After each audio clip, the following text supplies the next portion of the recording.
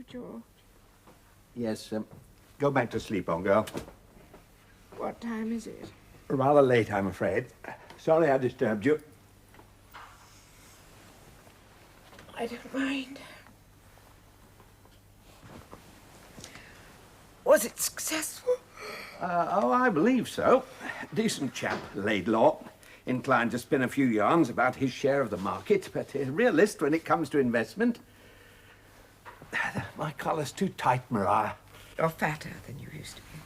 All these restaurant meals late into the evening. Fat doesn't get the chance to disperse. Damned repulsive observation. Can't be good for you. Where did you take him? A little place in... where was it? Anyway, nowhere special. And did poor young Nancy go along too, to make notes? Don't be silly, Maria. Well, did you? Yes, why not?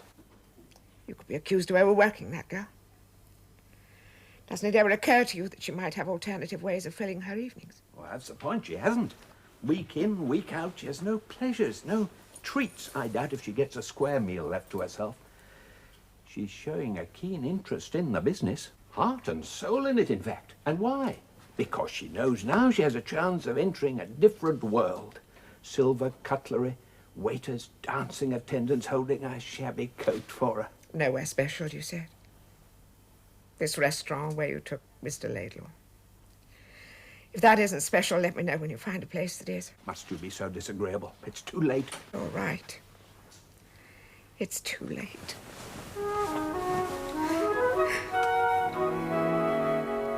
Losing you to the golf club was hard enough. Now this. Hard? What do you know of hardship?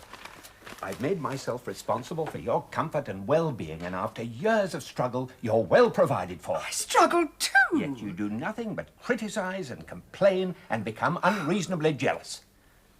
You've got a lovely home, and yet you're jealous of a young woman who lives in mean, drab rooms with a scoundrel of a brother. How do you know? Know what? Where she lives. Have you been there? Inside? Oh, it's the area. They're all like that. Have you been there? Why, took her home in a taxi once. Once or twice. Inside? Why, of course not. And how do you know it's true? She said so. Maria, the poor girl has an awful life. She's come to think of me as a friend who listens to her troubles and helps where I can. Humbug! That'll do, Maria. We were poor once. Our home was never drab. We distempered the ceilings and painted the walls. We made it seem bright. She could do the same if she tried and paid less attention to painting her face. That'll do, Maria. I must catch the 8:45. And taxes. What? Taxis? We never take taxis unless we have luggage to carry. It's not worth the expense. What has come over you? You are being regrettably awkward, Maria. I must go. Maria, Nancy is a sweet girl, and it does a fellow good to see the way she comes alive after a simple gesture of friendliness. But that's all. No real harm in it, I do assure you. It's just that when one is happy oneself, one can afford to be generous to others. A great thing is to be happy. Humbug! Edna, damnation, can nobody leave a hat alone in this place?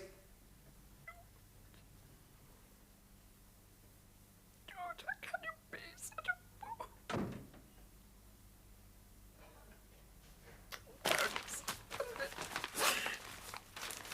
Won't stand it.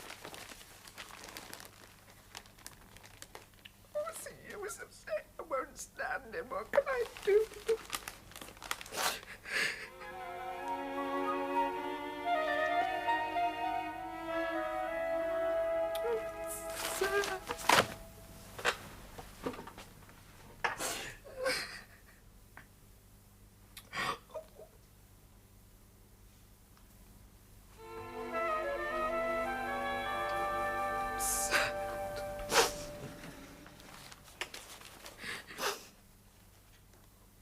Are you happy?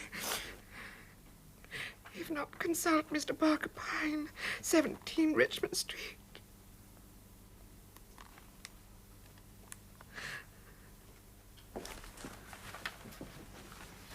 Shall I clean there? You can do what you like, Edna. I'm going out.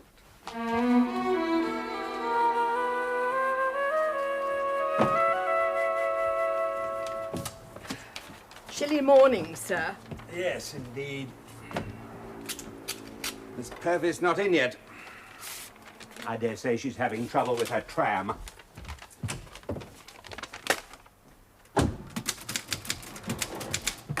Good morning, Miss Draper. Good afternoon, Nancy. Oh, Miss Draper, you are one for old jokes. Am I late? By 15 minutes. Mr. Packington's here already. Oh. Well, that's all right then. You came in answer to my advertisement, Yes. and you're not happy. But very few people are. You'd be surprised if you knew how few people are happy. Indeed. Not interesting to you, I know, but interesting to me. You see, for 35 years of my life, I've been engaged in the compiling of statistics in a government office.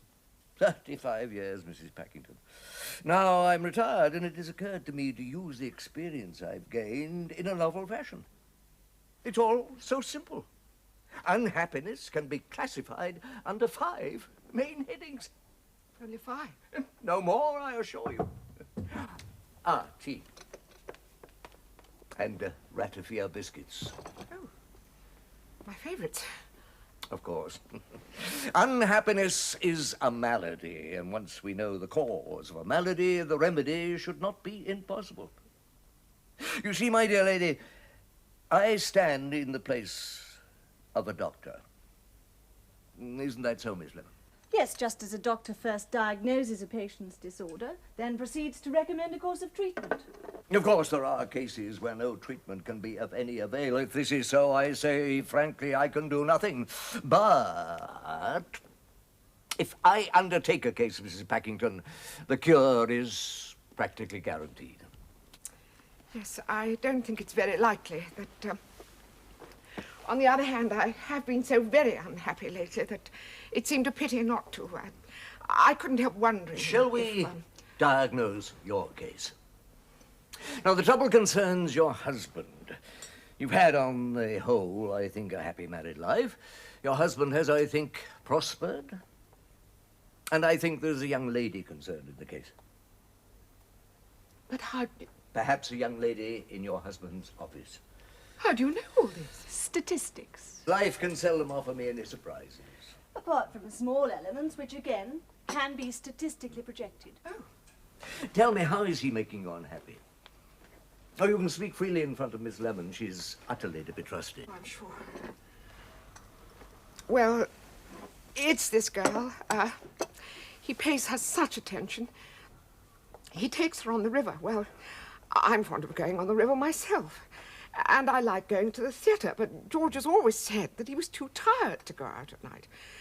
Only now he takes her out to dance. Dancing, and comes home at 3 in the morning. 3 in the morning? I've always been a good wife to George. His clothes are always mended, he gets good meals, and the house is economically run. No extravagance, nothing wasted. Exactly. And I've never even looked at another man. Of course not.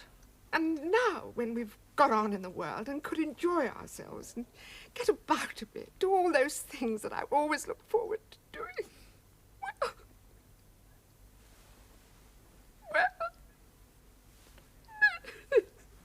I assure you I understand your case perfectly. Can you do anything about it? Certainly, my dear lady, there is a cure. Oh, yes, there is a cure. What is it? You will place yourself in my hands, and the fee will be 200 guineas. 200 guineas? But you can afford to pay such a fee, Mrs. Packington. 210 pounds? You'll pay as much for an operation.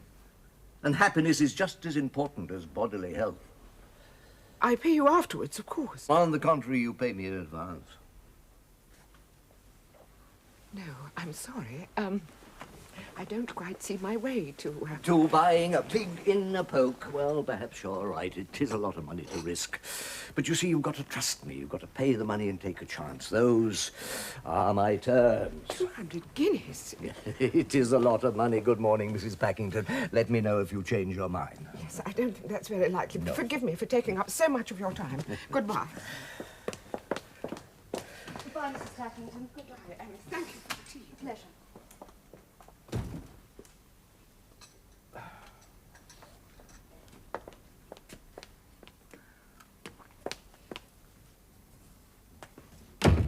A new client? A new client.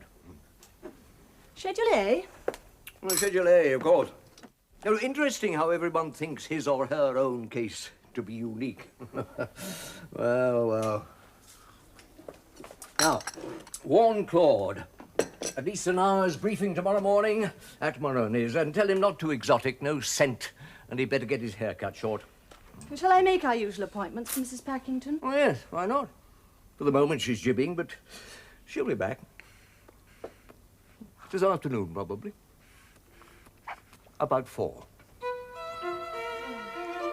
So, somehow I shall have to find £5 for a carpenter. It was a rotten old door in any case. But you'd not think so to hear our landlord carrying on. But if it was your brother who did the damage... Oh, poor Eric. He still has his debt to the bank and no job. No, it was my fault for being out so late. He wouldn't have used his penknife on the latch if I'd been at home to let him in. But there, I had a wonderful time, thanks to you, Mr. Packington. I shan't let a broken door spoil the memory. I'm just a bit nervous, that's all. Nervous? Till I can afford a new one. You know, in case some crank comes walking in while I'm there alone and no lock to prevent him. Yes, of course.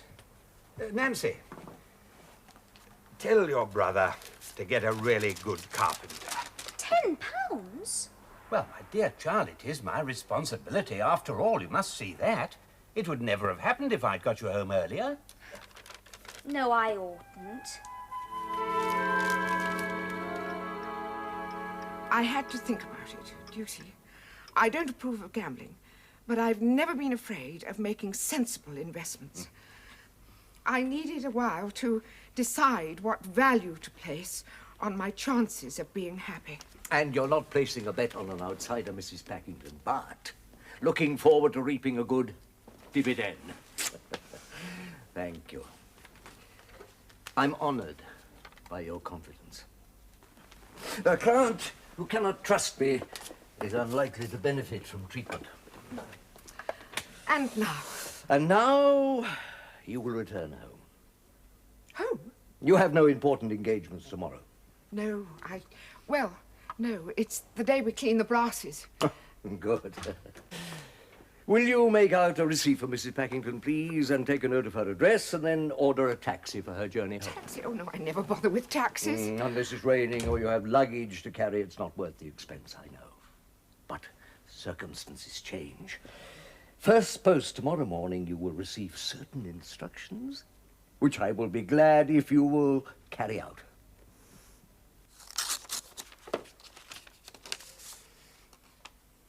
Oh, this is for you, old dear. Thank you, George.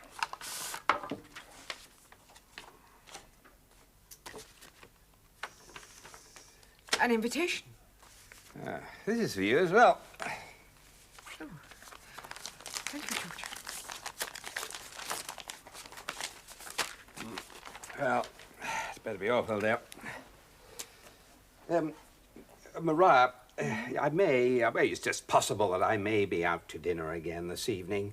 What did you say? I said I may be out to dinner. I have to see a man on business, so if by any chance...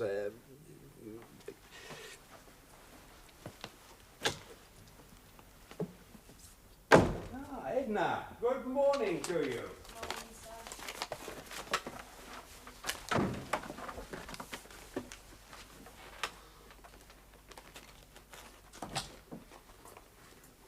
Should I vacuum this morning after I've cleared Mrs. Packington? You can vacuum and dust and clean the brasses. But first, would you telephone for a taxi? A taxi? Yes, I've an extremely full morning ahead. And I shall be lunching out. Well, what am I going to do with the remains of last night's beef? Throw it away.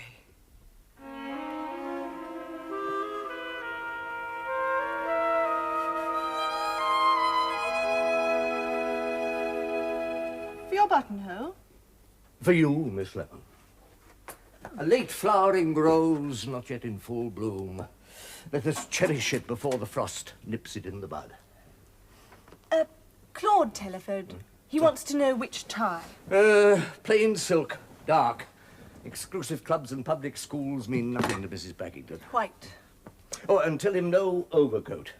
She'll take it upon herself to advise him to wrap up warmly. You know, in their time, I believe that both Mr. and Mrs. Packington have experienced what it's like to be cold.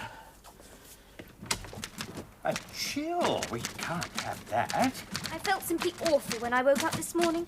I had to drag myself here. I didn't want to let you down, Mr. Packington. Poor child, you look starved through. Now, Nancy, permit me to mention it, but your coat, it's thin. It's terribly thin. It's my best coat, Mr. Packington. I'm saving up, but I can't afford a new one this winter. Now I've offended you. Oh, no. Good.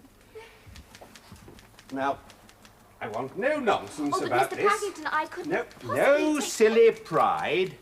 Oh, thank you very much, Mr. Packington. This may not be altogether pleasant, madam, but we need a firm jawline, don't we? Actually, it's quite relaxing. Well, then we can let our eyelids close ever so gently, because we shall have to spend 10 minutes on our fine crow's feet. The steam was relaxing. And how it opened our pores, madam. How it opened our pores. Such neglect. This should have been taken in hand years ago. However, it's not too late. These little frown lines. Just a modicum of attention once a fortnight, and we must never allow ourselves to frown. You see, I knit. I knit a lot.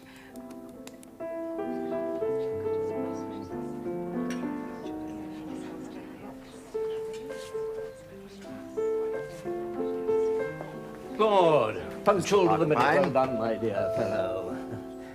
Appearance excellent, except for, what is it? Oh, yeah, the centre parting. You know, that's a style guaranteed to unnerve the timorous. I've time to change it. Oh, yes, indeed, although I have an extensive amount of data for you to absorb and use with your customary skill. Come and have a drink. Our subject may well be late. She has much to occupy her this morning. 2 pinchins, please. Now, with this client, you could start with hardship. You know, a sad childhood, maybe. Draw her out, Claude. She was extensively concerned with her husband's business once, but now she remains at home, harassed by a servant she doesn't need. Oh, for the first time in her life, thank you, Maria Packington has the leisure for a little frivolity. This isn't a typical Schedule A, is it? My dear Claude, it's a perfect example. Oh, cheers. There, madam. Almost ready. No need to worry. Our receptionist has ordered a taxi to whisk you to Elysee Modes. But when dear Miss Lemon makes appointments for her friends, they always go on from here to Elysee Modes, Monsieur Maurice. I trust madam wouldn't dream of patronizing anyone else. Well, actually, Of course not, madam. Monsieur Maurice has infallible instinct. A titled lady, known to us, had always worn bright green, hadn't she? Until she put herself into his cab. Imagine a lifetime of slavery to the notion that one could ever appear in public dressed as a lettuce. Now, madam.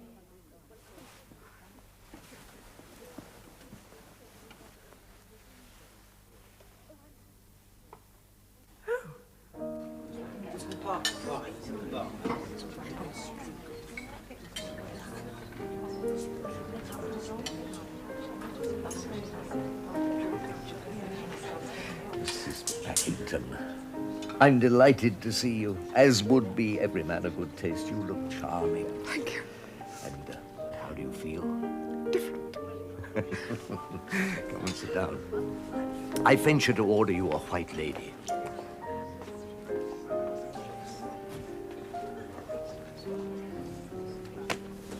Well. Now, listen carefully to me, my dear. I've given your case considerable thought, and I have decided that your husband must be made to sit up. You understand? To sit up. Now, to bring this about, I am going to introduce you to a young friend of mine. You will take luncheon with him today. Not with you. Oh, but what about your friend?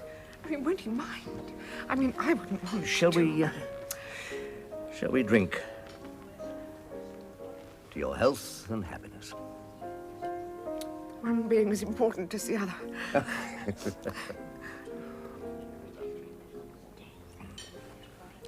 I'm not used to cocktails. I'm not used to any of this. Trust me.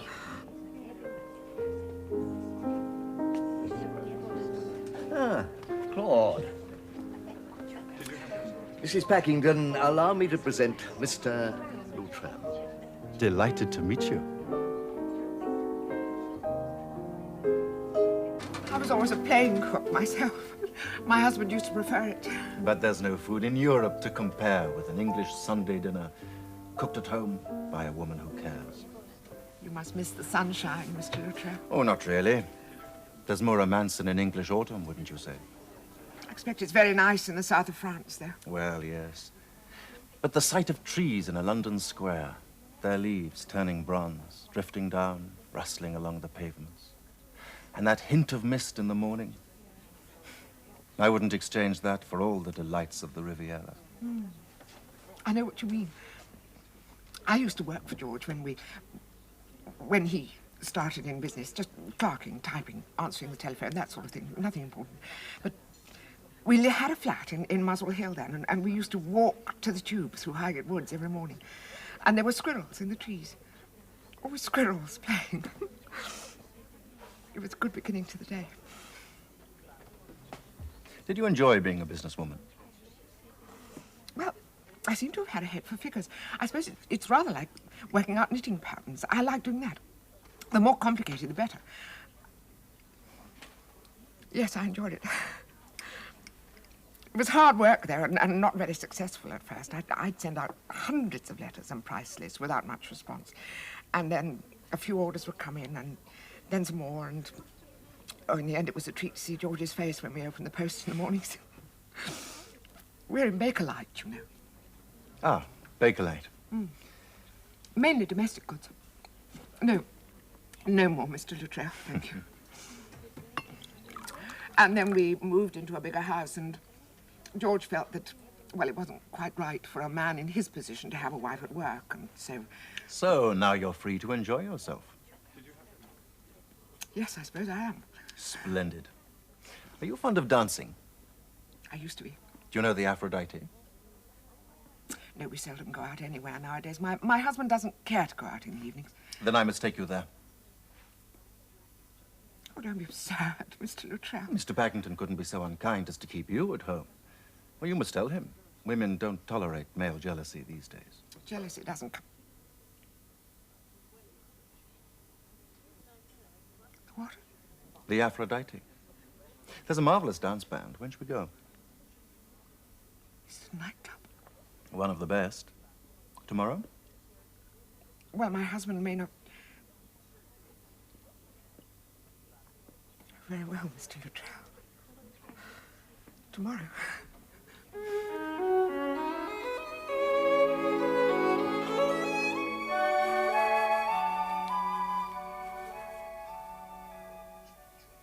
Maria, George, it's just would it be possible that I met... convenient if I'm sorry, dear. You were going to say. No, after you, oh dear.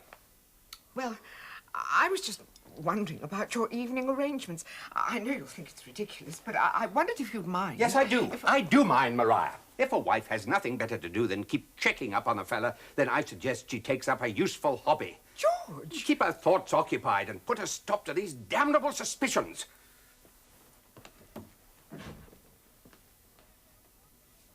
Very well, George, I shall take up a hobby. Good.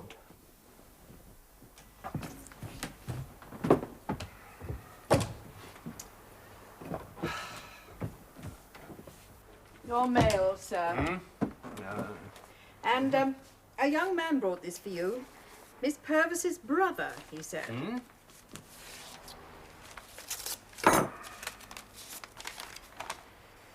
Poor Miss Purvis. A shocking cold. I saw this coming on, Miss Draper. We've been overworking the poor girl. Do you think perhaps a few dozen roses? £10 for a carpenter, 15 for a new coat. That makes 25 quid in 3 days. What shall we do with it, Eric? There's a very classy Gigi running in the 2:30 at York on Saturday. What you got in mind for next week? Oh, I thought perhaps, burst pipes?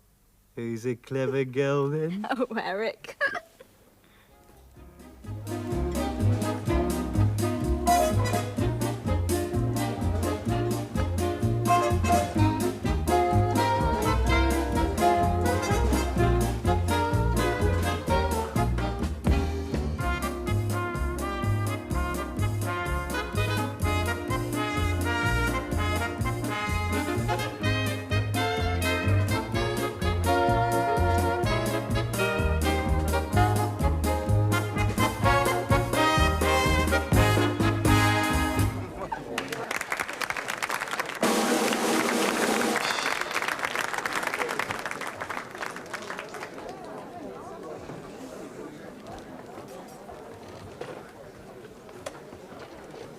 Mrs. Packington, you are without doubt the best dancing partner I've ever met. Mr. Luttrell, you are without doubt the most outrageous flatterer I've ever met. I mean it.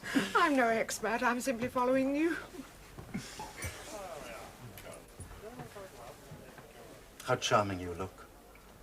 That really is a most attractive gown. Yes, isn't it? This morning it simply arrived on approval. We approve. We do. Although I doubt if my husband will when he sees the bill. Mr. Luttrell, you're being very kind to me. I know Mr. Parker Pine must have arranged it, but thank you. The pleasure's all mine, Mrs. Packington. You know such exciting people and places. I'm just a little afraid I shall bore you. Nonsense. But society ladies Are spoiled children and easily bored themselves, and therefore utterly boring company. You revel in the least novelty. You have a vast capacity for enjoyment. I find it enchanting.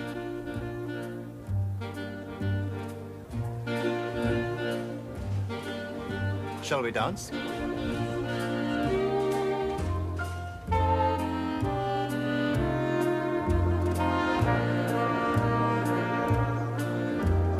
I know why I've waited, know why I've been blue, prayed each night for someone exactly like you. Why should we spend money on a show or two?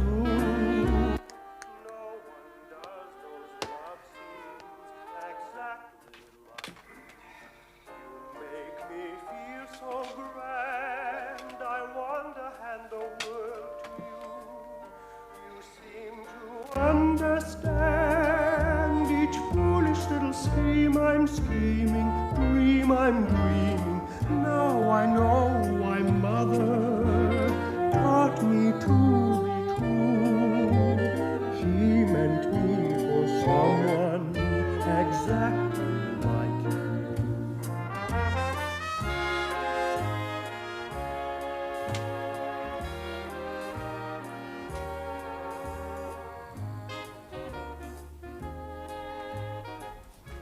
Is that you, Maria? Yes, dear. Go back to sleep. What time is it? Quite late, I'm afraid.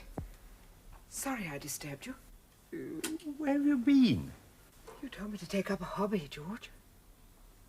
Yes. Mrs. Packington, she says as I shall have her breakfast in bed on a tray this morning, sir.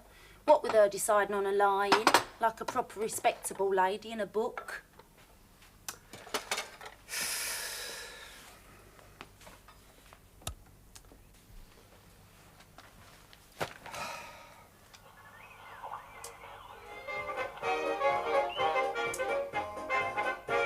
You're nobody's sweetheart now. They don't baby you somehow. Oh, yes. I think my own capacity for enjoyment was well and truly thrashed out of me at public school. What was your mother thinking of to have allowed it? Of my father and his ambitions, I suspect. In my experience, too many women tend to devote themselves to their husband's aggrandizement. Exclusively. I spent my entire youth looking forward to attaining the age of 21 and taking control of my own destiny and fortune. What a sad waste. Yes. Because before I reached independence, my family had been ruined and my expectations reduced to nothing. The war began it, you know. Yes. All our horses were requisitioned, the house, everything. Yes, it was a terrible time. I was anxious for George. So my father sold up for a pittance and took us all to the Riviera. The rest of our fortune was lost on the gambling tables. For 10 years now, I've drifted along on the patronage of sympathetic old acquaintance. It's wearing pretty thin. I can tell you, Mrs. Packington, strictly entre nous, I've often felt so despondent I've thought of ending it all. Oh, no. No, you must never think like that. But now, meeting someone so eager to enjoy life, well, you make me ashamed of the notion. I should think so, indeed. This report is all very well, Claude, but we did expect it first thing, and it is now nearly 5 to 11. He overslept. Typical. What? If you think it's an appropriate moment, a small tribute, nothing too absurd, then let us know your plans. Good luck. Really, Miss Lemon, what has luck to do with anything? They have been lucky with the weather. Any caprices capable of being turned to advantage. It's easier to prolong a luncheon engagement on a fine afternoon. Yesterday, the lady expressed a desire to go to Kew. Kew Gardens? And an art gallery. Dancing until the small hours. No wonder you overslept. Does it occur to you, Miss Lemon, that Claude seems to be bringing total concentration to this assignment? I think he's enjoying it. Yes, the thought had occurred to me. Boom, boom, ba-dum, ba-da-dum. Maria. Hello, Claude.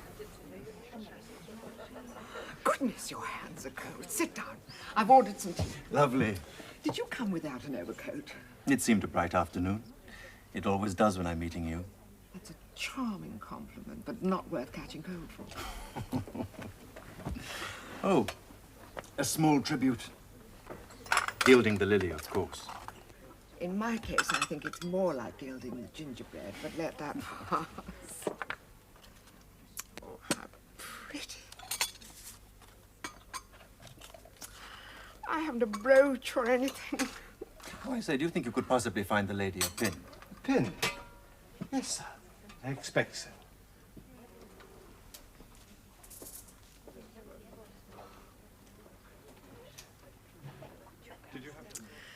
I must knit you a warm pullover.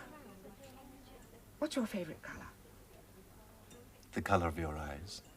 Sort of nondescript buff, then. Mariah, you are a joy. Because I laugh at myself. Don't you think I'm wise, too? The joke being that here am I, a middle-aged woman, having afternoon tea with a most agreeable and attractive young man.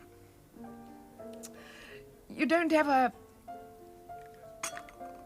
You wouldn't ever laugh at me behind my back, would you? Mariah. It's all right. Claude, I've been thinking. What? You don't seem to have a very high opinion of society, ladies, but there are other kinds of girls, you know, warm, affectionate girls. You might find one who wouldn't break your heart. I rather thought I'd found her, Mariah. Oh, no. Where should we go this evening? Wherever you like. The Aphrodite? You're only saying that because you know I love it. No. No, it's selfishness, really. I want what makes you happy. The lady's pin, sir. Oh, What service. wonderfully Magnificent. Thank you.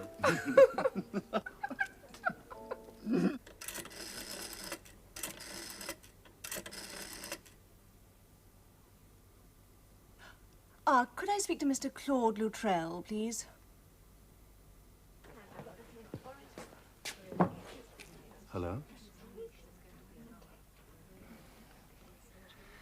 Does it have to be tonight? Mr. Parker Pine's sense of timing is impeccable. Damn him. All right, the Aphrodite. The Aphrodite. Oh, how very convenient. Shall I get the manager? If you would be so kind. Claude doesn't sound at all happy. Do you think he could be trying to spin this one out? Oh, that would be creating a precedent. Precedents do occur. Mr. Cornelius, please. And it's very annoying when they do. Mr. The Parker whole Pine. statistical basis has to be recalculated. Let's hope you're being unduly pessimistic, Miss Lamont. I have Mr. Parker Pine for you. Who? Mr. Cornelius. Ah, Corny. Yes. All well? Good. Look, I think it's time for a membership drive. Yes, one of your special cards. Delivered by hand this afternoon to Mr. George Packington and guest. Packington Products Limited, King George V Estate, Neasden. 2 peas in a pod, Nancy. Are you sure you should be back at work? I couldn't stay away any longer, Mr. Packington. Well, we must do something about getting the roses back into those pretty cheeks. Cheer you up. Do you think you could enjoy the company of an old buffer again this evening? Expect so. Oh, I mean, I've told you, Mr. Packington. You don't seem a bit old to me.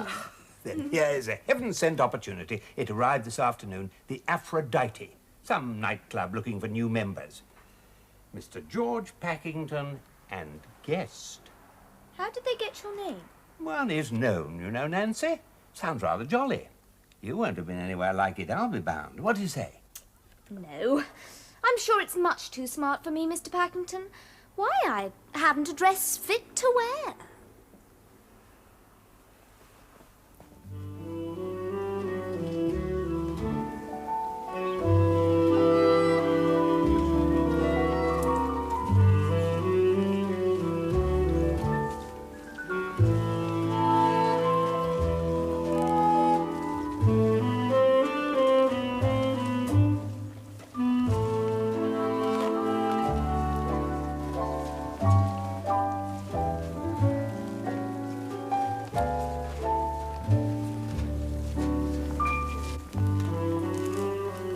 What happened then?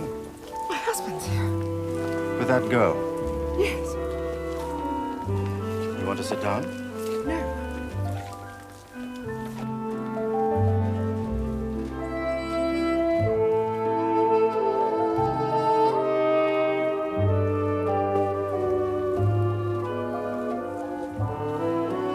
Hello, George.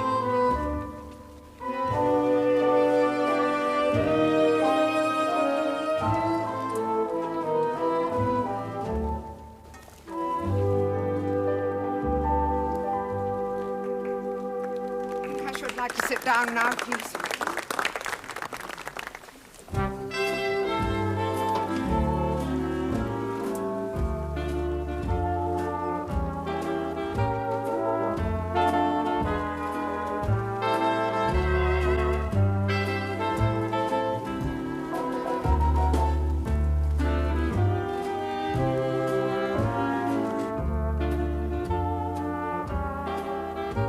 How terribly he wants to be here.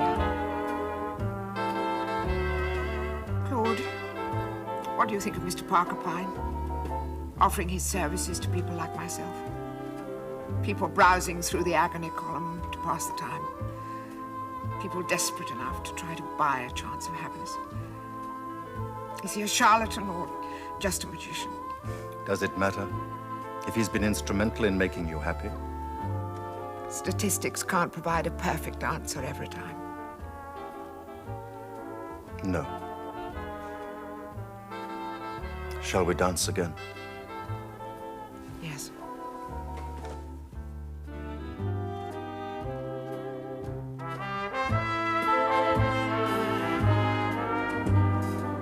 We've played the game of stay away, but it costs more than I can pay. Without you, I can't make my way. I surrender, dear. When stars appear and shadows fall, why then you'll hear my poor heart call. You, my love, my life, my all, I surrender, dear.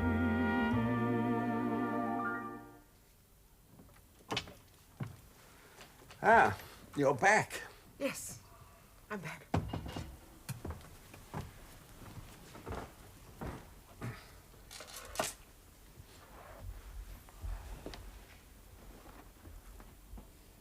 Rather odd, meeting you. Yes, wasn't it?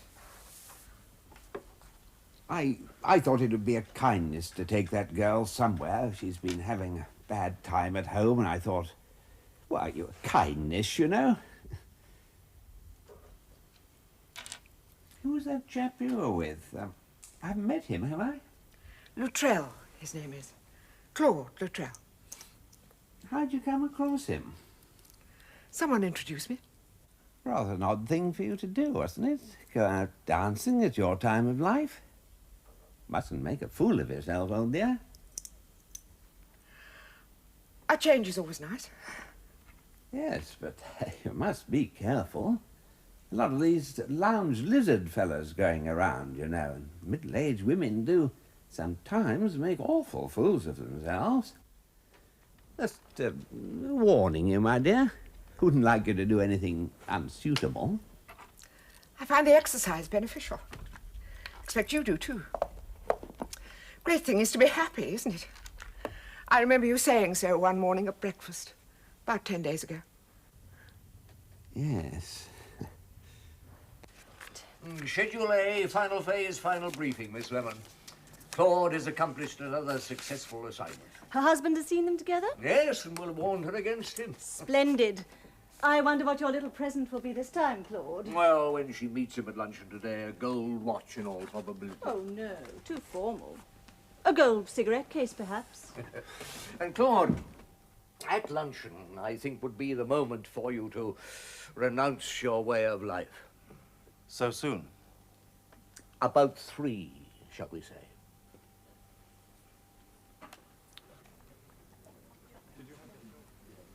For me? Yes. I hope you like it.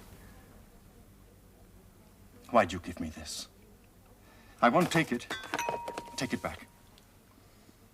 Take it back, I say. I'm sorry. You think I'm just a gigolo, don't you? A creature who lives on women, a lounge lizard. You do, don't you? I've said I'm sorry. It was tactless. Well, so you should think that of me. It's true. Oh, yes, I had my orders to take you about, to amuse you, to make love to you, make you forget your husband. Claude, I guessed, and it doesn't matter. But that was I my guessed. job, Mariah. A despicable one, eh? Why are you telling me all this? Because I'm through with it. I can't carry on like this, not with you. You're different, Mariah. You're the kind of woman I could believe, trust, adore. Oh, I know you think it's all part of the game. Well, it isn't, and I'll prove it. I'll have to go away because of you. I'm going to turn myself into a man because of you instead of the loathsome creature that I've become. Go away. Is that necessary? It's the only way. I've been a rotter, always. But I swear to make good from now on. You read the agony column, don't you? Well, on this day, every year, you'll find a message there. Oh, Claude, please. A message saying that I remember you and that I'm making good. Every year. You'll know then all you've meant to me. And one thing more. I've taken nothing from you. I want you to take something from me. No, I couldn't. Mariah, shut up, will you? I'm trying to say goodbye. This was my mother's. I'd like you to have it.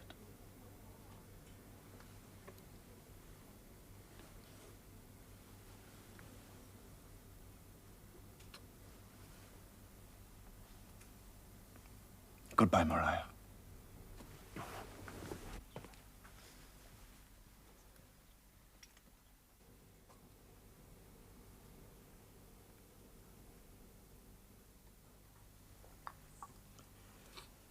Look here, Mariah. About that girl. Yes, dear? I never meant to upset you, you know, about her. Nothing in it. I know. I was foolish. See as much of her as you like, if it makes you happy. Maria! Yes, George? Why, it isn't right for a wife to urge a fellow to take a girl about. It isn't? Why, no, it's not decent. Not so much fun, you mean? Fun had nothing to do with it. No, George. What you don't seem to realize is that it takes it out of a fella, that sort of thing. What sort of thing, George? Dancing, that sort of thing. I must say, dear, you are looking rather tired. I could do with a holiday. We might go away together somewhere for a break, if you like. Don't worry about me. I'm quite happy.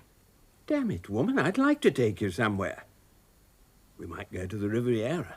What do you say to that, hmm? Perhaps Torquay. Papworth, Packford, Packington. There. I'm right in thinking this case is closed? Assuredly.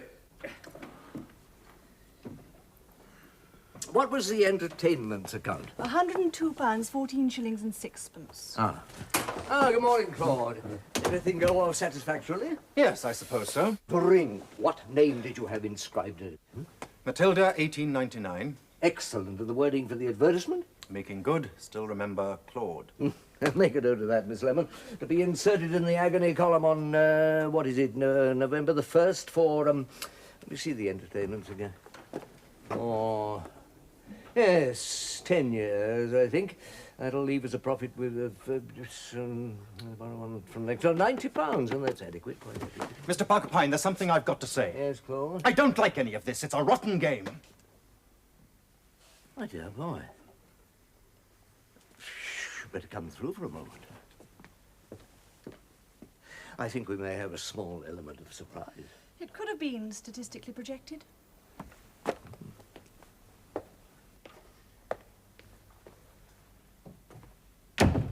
Well, go on. That was a decent woman.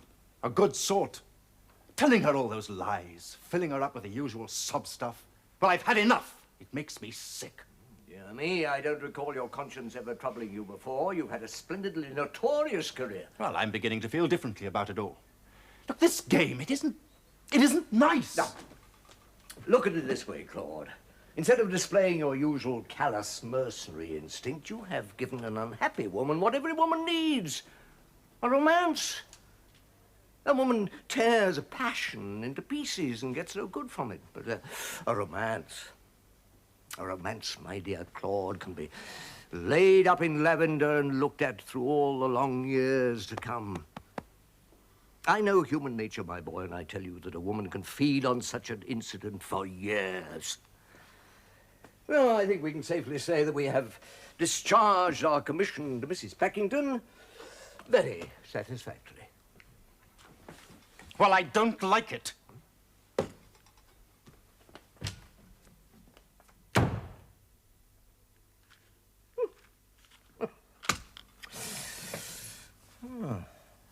Interesting vestiges of conscience noticeable in hardened lounge lizard. Note, study developments.